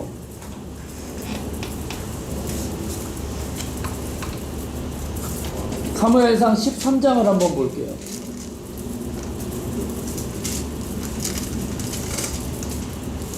사무엘상 13장 8절부터 보면 사울은 사무엘이 정한 기한대로 이레 동안을 기다렸으나 사무엘이 길갈로 오지 아니하매 백성이 사울에게서 흩어졌는데 전쟁을 앞서 나가기 전에 하나님 앞에 제사 드리고 예배를 드리고 나아가야지 되는데 제사장인 사무엘이 안 오는 거예요.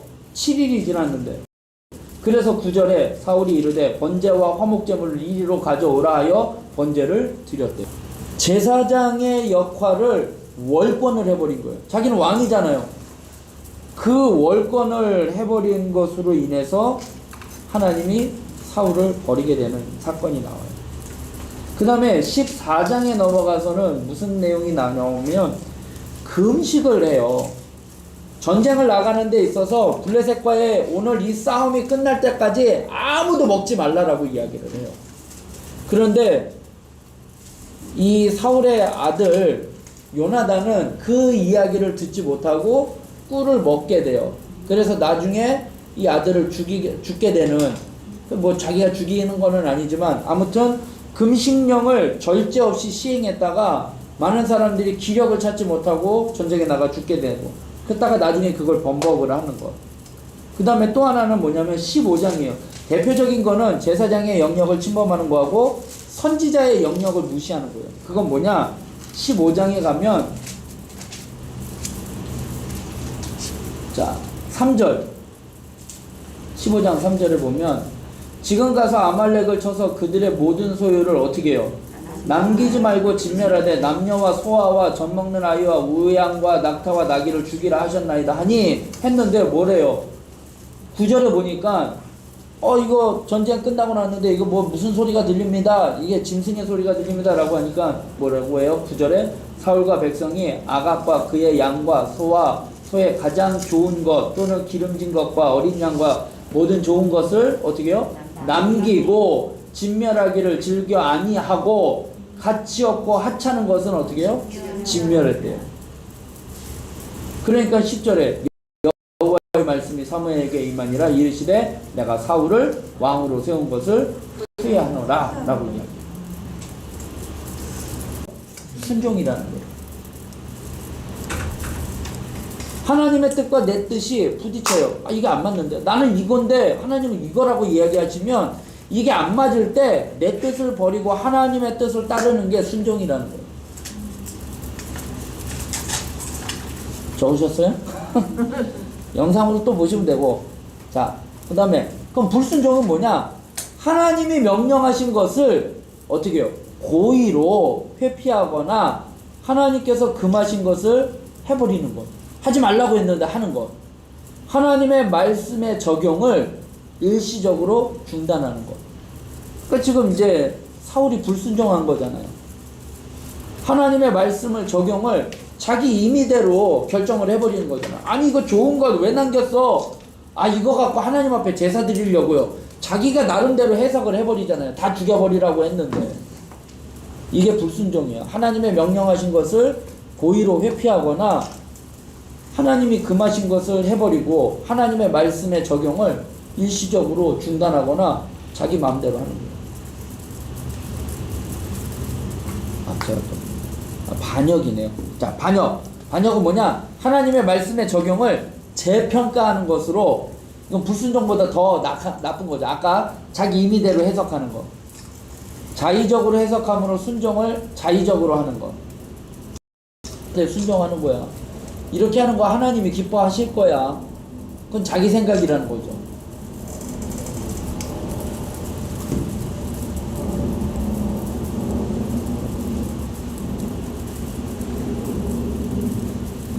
그래서 사울의 실수는 뭐냐면 순종이 부족했다는 거예요.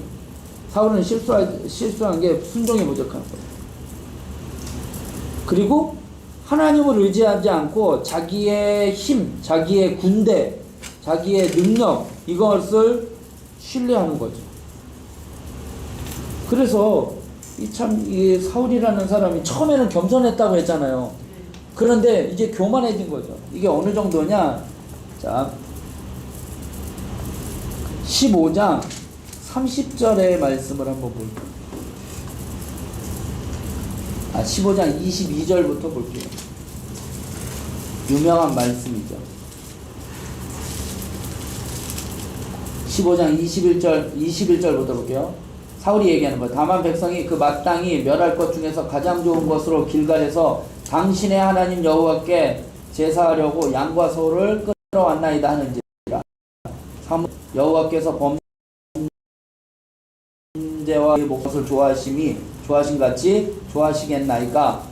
뭐가 순종이 제사보다 낫고 듣는 것이 순양의 기름.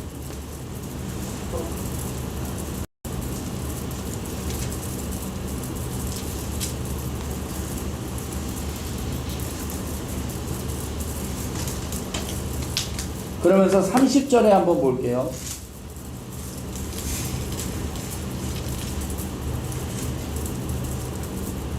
30절 15장 사울이 이르되 내가 범죄하였을지라도 이제 청하옵나니 내 백성의 장로들 앞과 이스라엘 앞에서 나를 높이사 나와 함께 돌아가서 내가 당신의 하나님 여호와께 경배하게 하소서 하더라. 이게 뭐냐면 사무엘한테 책망을 받았어요. 책망을 받았는데 지금 이제 백성들이 이제 전쟁에서 이기고 돌아온 거잖아요. 어떻게 보면 전리품을 챙겨왔으니까. 그러면 이제 백성들이 이제 전쟁에서 이겼다라고 이야기를 할 때에 이제 백성들 앞에 나아가야지 되는데 25절을 보면 지금 내 죄를 사하고 나와 함께 돌아가서 나로 하여금 여호와께 경배하게 하소서. 하나님 감사합니다. 이제 전쟁 갔다 왔으니까 하나님 앞에 제사를 드리고 예배를 드려야지 되는데 사무엘이 안 가겠다라는 거예요. 당신 죄를 범했으니까. 그러니까 사울이 얘기하는 거예요. 내가 죄를 범했으니까 내가 인정하겠다. 그런데 지금 자 30절 다시 한번 볼게요. 사울이 이르되 내가 범죄하였을지라도 내가 범죄한 거 내가 인정할 테니까 이제 청하옵나니 내 백성의 장로들 앞과 이스라엘 앞에서 나를 어떻게 해달래요? 높여달라. 체면좀 세워달라는 거예요. 나와 함께 돌아가서 내가 당신의 하나님 여호와께 경배하라. 그러니까 사울은 하나님 앞에 자기의 체면 좀 세워달라고 하는 거예요. 그런데 또 거기 보면은요 30절 후반절을 보니까 내가 누구의 하나님 여호와께? 당신의 하나님이에요. 내 하나님 아니에요. 당신의 하나님 앞에 경배하게 해달라라고 이야기. 11절에도 나왔잖아요. 21절에도 말하잖아요. 다만 백성이 그 마땅히 멸할 것 중에서 가장 좋은 것으로 길갈에서 누구? 당신의 하나님 여호와께 제사하려고 양과 소를 끌어왔나?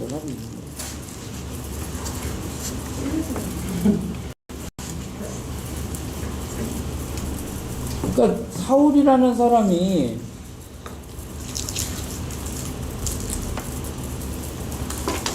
여기도 그러지 않을까요? 예? 우리도 그러죠. 우리도 그래요. 그러니까 사울은 자기 체면을 적당히 유지하면서 하는 회개를 보여주고 있는 거예요. 회개라는 건 완전히 돌아서야지 되는데.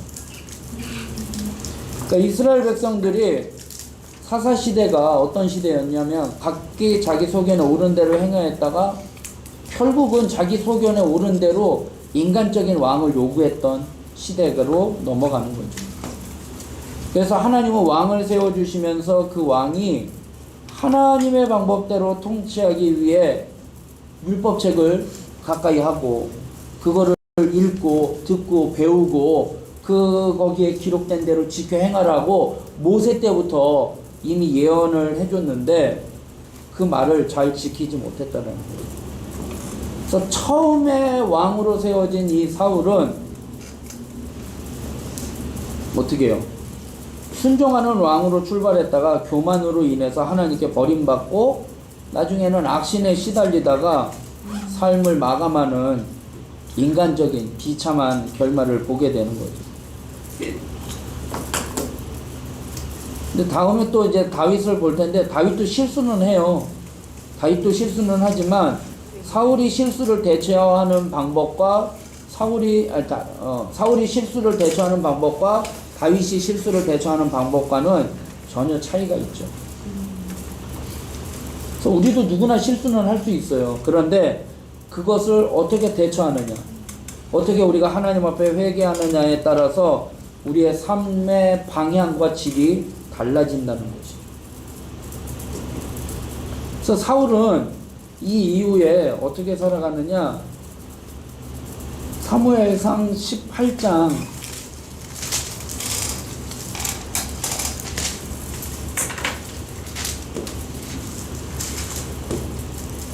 6절부터 9절까지 보면 다윗이 블레셋 군사 골리앗을 물리쳐요. 그리고 난 다음에 있었던 이야기예요. 18장 6절부터 보면 무리가 돌아올 때에 곧 다윗이 블레셋 사람을 죽이고 돌아올 때에 여인들이 이스라엘 모든 성읍에서 나와서 노래하며 춤추며 소고와 경세를 가지고 왕 사울을 환영하는데 여인들이 뛰놀며 노래하여 이르되 사울이 죽인 자는 천천히요 다윗은 만만히로다 한지라. 사울이 그 말에 어떻게 해요?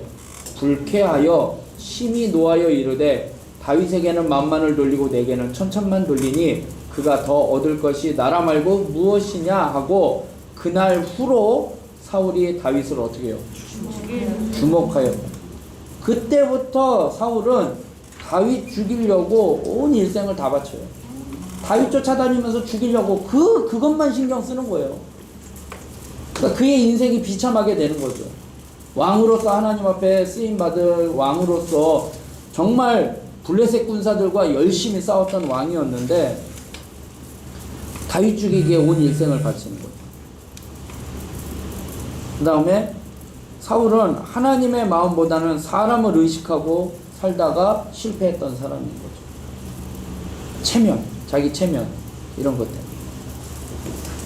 그래서 그는 평생 블레셋과 싸웠는데 블레셋에 의해서 길보아 전투에서 전사를 당하게 사울의 마지막 모습인 거예요.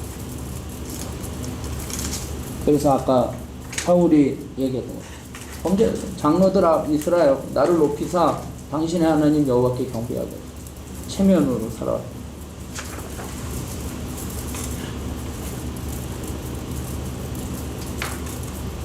네, 오늘은 여기까지 하겠습니다. 사울 왕까지. 자, 뭐 또 느낀 점이나. 그래서 궁금한 게 그 엘리 제사장 아들들은 엘리가 교육도 제대로 돈도 못 보이고 이래서 죽었잖아요. 그게 그대로 못 따라해서. 네. 근데 사무엘도 걔는 그거는 계속 죽을 때까지 그래도 영적 분별함을 갖고 하나님 앞에서 수행하는데 자식들은 사무엘의 자식들이요? 쉽지 않은 거죠. 우리가 자식 키우는 것도 내 맘대로 되겠어요. 아니 아버지는 그렇게 하는데 그러면 본인이잖아요. 그러니까 그게요. 중요한 게 그거예요. 제가 목사잖아요. 제가 목사라고 저는 이제 하나님을 믿고 하나님을 따라가는 사람이잖아요. 저는 구원 받은 거 확실하잖아요. 제 아들이 우리 아빠는 목사야 나도 구원받아 이건 아니라는 거죠. 아빠가 목사니까 나도 자동으로 따라 구원받을 수 있는 그런 모습이 아니라는 거죠. 그러니까 이제 부모가 정말 자식들에게 이거를 신앙의 교육을 시켜준다라는 게, 사무엘도 자식을 그렇게 했을 것 같은데 교육을 했을 텐데 그 자식들이 그 시대가 또 아까도 엘리의 제사장도 그 뭐 제사 드리는 거 그거 빼내는 거 그게 관습이라고 나와 있잖아요. 그냥 다 그냥 통용되는 모습이었다라는 거예요. 그거 갖고 누가 뭐라고 하는 사람이 없을 정도로. 그러니까 우리가 신앙으로 살아간다고는 하지만 세상과 구별된 삶을 살아가는 거예요. 우리가 세상과 아예 단절된 삶이 아니잖아요. 우리는 세상에 살아가니까 구별된 삶을 살아가는데 세상의 유혹들이 너무나 많은 거예요. 그러니까 아이들이, 우리의 자녀들이나 또 나도 그럴 수도 있는 거예요. 세상에 쉽게 물들 수도 있는 거예요. 세상과 타협할 수도 있는 거고. 그러니까 우리는 항상 긴장하고 있어야지 되는 거예요. 그래서 누가 그렇게 해요. 신앙생활을 하는 거는 자전거 타는 거하고 똑같다는 거예요. 멈추면 넘어지는 거예요. 계속 페달을 밟아야지 되는 거예요. 우리는 계속 긴장하고 하나님의 말씀으로 다 무장하고 늘 깨어 있어야지 된다는 거예요. 잠시 그냥 머물러 있으면 그럼 또 누가 그러더라고요. 전 네발자장 걸려서 안 쓰러진다. 항상 우리는 긴장하고 나아가야지 됩니다. 근데 엘리는 그렇게, 아버지도 그렇게 타락했잖아요. 자식으로 인해서 타락하게 된 거잖아요. 그리고 지난번에 이제 기드온도 그랬잖아요. 기드온도 정말 하나님 앞에 쓰임 받았던 사람인데 자기가 말년에 당신의 아들들이 우리를 다 다스려달라. 아니다. 세습은 안 된다. 라고 해놓고서 귀걸이 달라. 그렇게 해가지고 우상 만들어 놓더라. 그러니까 순간 성경에도 그래요. 선줄로 생각한 자는 넘어질까 조심하라고 하는 거예요. 마귀는 그렇게 유혹을 하는 거예요. 그러니까 부모가 그렇게 됐다고 해서 다 그게 되는 건 아니에요. 그러니까 그걸 계속 우리는 주지시켜줘야지 되고, 영적으로 민감하게 반응할 수 있어야지 되고, 깨어 있어야지 된다. 또 뭐 궁금한 거나. 그래서 아까 그림 설명을 안 했네요. 그림 설명을 보면 책자에 보면 이 그림이잖아요. 덩다리가 왕을 달라고 한 거거든요. 백성들이 왕을 달라고 했는데 덩다리 발에는 뭐가 있어요? 족쇄가 차여 있잖아요. 그리고 왕 밑에, 발 밑에 있는 거예요. 그러면서 뭐라고요? 이게 아닌데? 내가 왕을 달라고 한 거는 이게 아닌데? 왕은 우리를 다스리고 있다. 이게 왕정시대의 모습이라는 거예요.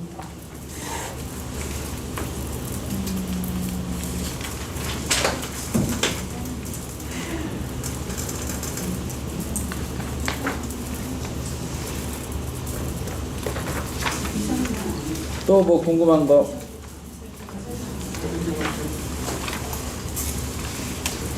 다음 시간에는 다윗 왕과 솔로몬 왕을 하려고 합니다. 그래서 사무엘상 15장부터 열왕기상, 여기 이제 거기 교재에 써 있죠.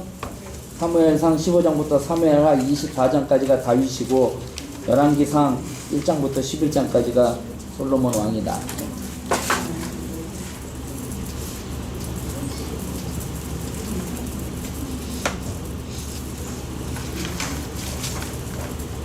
목사님, 저 하나 질문. 네.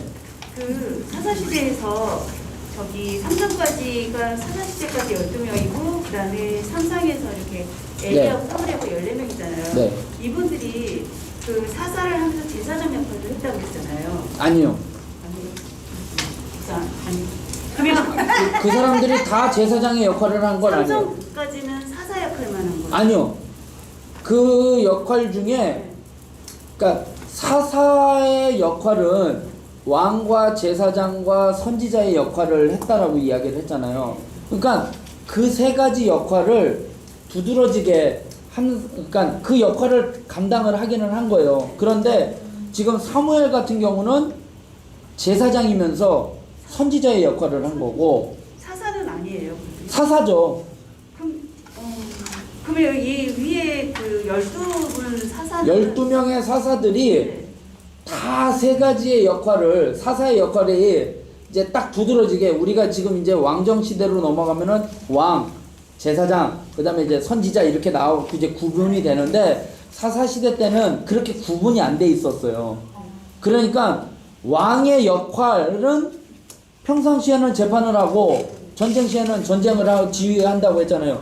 그 역할을 사사가 했고 제사장의 역할은 인간의 어떤 그 문제를 하나님 앞에 고하는 거고 그 다음에 선지자의 역할은 하나님의 말씀을 전달하는 역할이에요. 그러니까 제사장으로서 제사를 드리는 그 역할은 레위지파 가운데 있었을 거고 하나님이 그때그때마다 그 문제를 해결하기 위해서 사사를 세웠다는 거예요. 근데 그 사사가 어떨 때는 제사장의 역할을 했던 엘리와 사무엘의 역할같이럼 하는 사람이 있었고 어떤 사람은 왕으로서 전쟁을 지휘하는 사람이 있었을 거고 어떤 사람은 이제 기드온 같은 경우는 우리를 재판하고 우리를 다스려야 되니까 평화로운 시대 때는 재판을 하고 판결을 내리는 역할을. 그러니까 세 사람이 우리가 얘기하는 제사장, 하나님 앞에 제사를 드리는 그런 역할을 사사들이 하지는 않았다라는 거죠. 저는 헷갈렸던 게 예. 그 삼상에서는 엘리야하고 사무엘은 사제자 역할을 하면서 뭐 제사장 역할을 한 여기는 세습이 됐잖아요. 세습이 뭐 안 된 거죠. 안 된 건데 예. 얘도 된다고 레위지파였기 때문에. 레위지파였기 때문에. 그리고 엘리는 제사장의 역할을 한 거고 사사로서 뭐 그 역할을 사사로서의 뭐 전쟁을 해가지고 하는 그런 역할은 이제 아들들이 했지만 제사장의 역할을 두드러지게 한 거고 레위지파였기 때문에 사무엘은 제사장이었지만 선지자의 열들어서 기름으로 오고 다윗을 기름 부어 왕으로 세우고 그러니까 선지자의 역할이 더 강한 거죠. 사무엘은 어떻게 보면 제사장의 역할보다도 레위지파였지만 예. 그러니까 사사는 세 가지의 역할을 다 감당을 했다라는 건데 제가 생각하는 이제 딱 선지자는 하나님의 말씀을 전파하고 예언하고 막 이런 사람 그 다음에 제사장은 하나님 앞에 제물 갖다가 막 죽여가지고 제사 드리는 사람 이런 역할을 그 사사가 다 했다라는 게 아니라 그 역할의 어떤 특징이 있잖아요. 제사장의 역할은 인간의 문제를 하나님 앞에 나아가는 문제고 선지자는 하나님의 문제를 하나님의 것을 인간에게 전하는 그런 역할들을 그 사사가 했다라는 거죠. 그러면 목사님 그 제사장은 하나님께 그거를 대신해서 고했다 했잖아요. 그러면 세상에 인간들의 죄의 문제를 갖고 하나님 앞에 나아가는 거죠. 그러면은 성당 같은 경우는 신부님 그 고해성사 그쵸, 고해성사를. 그 제사장의 역할이 아직 그러니까 그 사람들은 신부님은 그 우리 이제 목회자하고 똑같은 역할인데 이 신부 우리가 생각하는 거는 죄를 사하는 부분은 하나님이 하시는 거잖아요. 근데 신부가 그거를 죄를 사하게 하거든요. 왜냐면은 이제 그게 옛날에 종교의 타락으로 인해서 그 카톨릭이 타락했던 게 그거잖아요. 연옥에 있는 사람들도 돈을 헌금을 많이 내면 그 사람을 천국으로 옮길 수 있다라는 그런 식으로 그러니까 제사장 만인 제사장 해가지고 제사장이 자기가 사할 수 있다라는 그러니까 헌금을 많이 걷고 성당을 세우고 헌금을 많이 걷게 하려고 그런 걸로 이렇게 하다 타락하다 보니까 그러니까 어떻게 보면은 기독교인들이 성당으로 많이 옮기는 이유가 뭐냐면 개종을 하잖아요. 거기 가면 후련하잖아요. 내가 죄가 있고 어떻게 결정을 할 문제가 있으면 하나님 앞에 나와 기도하는데 하나님이 정훈아 이렇게 해라 하고 대답은 안 주시는데 카톨릭에 가면은 신부님은 이렇게 해보세요 저렇게 해보세요 당신의 죄를 사합니다 라고 하니까 마음의 위안을 얻는 거잖아요. 그런데 신학적으로 따지고 보면 죄 사함의 권세는 하나님 앞에 있는 거잖아요. 예수님 앞에 있는 거죠. 우상인 거죠. 그리고 마리아를 신격화하는 거죠.